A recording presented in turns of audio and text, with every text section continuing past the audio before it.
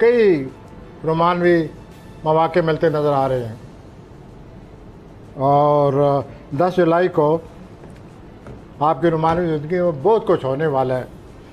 वो इस लिहाज से कि 10 जुलाई को जो आपका रोमांस शुरू हो रहा है वो बहुत अच्छा चलेगा, सालों चलेगा।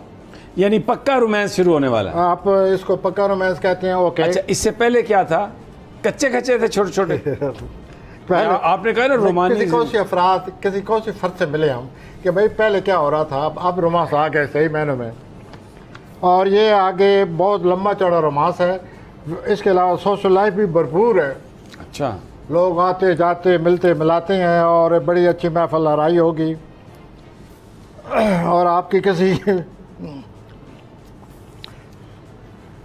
अच्छे दोस्त से मुलाकात होती नज़र आती है। वाह। आप शराकत में